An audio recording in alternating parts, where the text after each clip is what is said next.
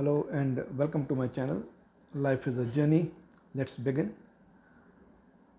हम अपने जीवन में स्कूल में हो या अपने माँ बाप से या यार दोस्तों से कई बार कई कहानियाँ सुनते हैं जिन्हें हम सिर्फ कहानी के रूप में लेते हैं।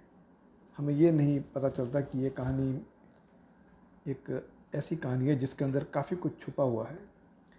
एक ऐसा मार्गदर्शन है हमारे लिए जो गाइडेंस बन सकती है जीवन में आगे बढ़ने के लिए। तो ऐसी एक कहानी मुझे आज याद आई है जो हमने स्कूल में पढ़ी थी,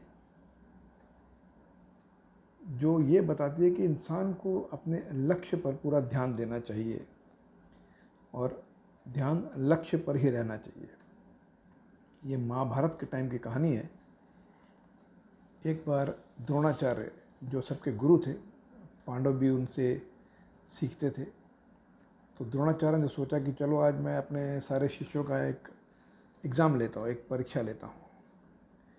तो उन्होंने एक लकड़ी की चिड़िया बनाई और एक पेड़ पर रख दी और सारे शिष्यों से कहा कि इस लकड़ी की जो चिड़िया है इसकी आँख पर तुम्हें निशाना साधना है। तो सबसे पहले उन्होंने युधिष्ठिर को बुलाया और पूछा कि तुम्हें क्या दिखाई दे रहा है। युधिष्ठिर ने कहा कि गुरुजी मुझे तो पेड़, डाल, पक्षी और आकाश दिखाई दे रहा है। द्रोणाचार्य जी ने युधिष्ठिर को जाने के लिए कहा और दूसरे शिष्य को बुलाया, फिर तीसरे को, फिर चौथे को। भीम, नकुल, सहदेव सबसे वही सवाल पूछा, लेकिन किसी के भी सवाल से वो संतुष्ट नहीं हुए। फिर उन्होंने अर्जुन को बुलाया और अर्जुन से कहा कि तुम्हें क्या दिखाई दे रहा है। तो अर्जुन ने कहा कि गुरुजी मुझे तो केवल पक्षी की आँख दिखाई दे रही है। तो द्रोणाचार्य जी ने मुस्कुराते हुए कहा कि अब तुम अपना तीर चलाओ अर्जुन। और अर्जुन ने निशाना साधा और सीधा तीर पक्षी की आँख पर जाकर लगा।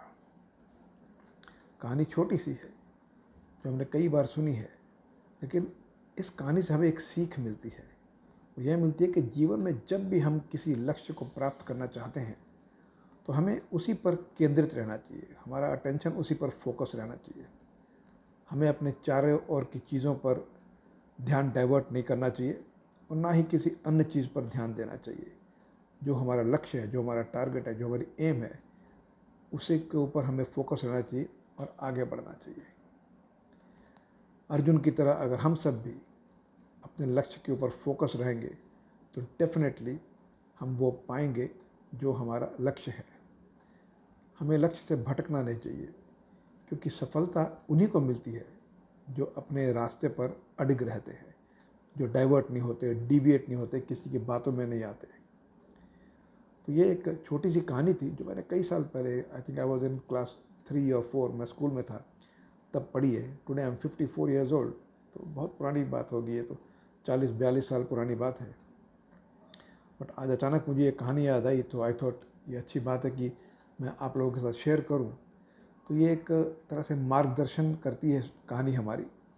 और इस कहानी से मुझे एक और किस्सा याद आ रहा है जो मैं अपने अगले वीडियो में डालूंगा। एक ऐसे इंसान की बात जो अभी हाल में ही हमारे साथ हुई है। अगर मैं बताऊंगा, मैं नाम नहीं बताऊंगा उस इंसान का उस वीडियो में भी, लेकिन अगर आप देखेंगे, सुनेंगे, जब वो वीडियो देखेंगे तो आपको पता चलेगा कि लक्ष्य को प्राप्त करना हो, अगर आप कॉन्फिडेंट हैं और आपको पूरा यकीन है खुद पर कि आपका रास्ता सही है, तो आप लक्ष्य को पा सकते हैं।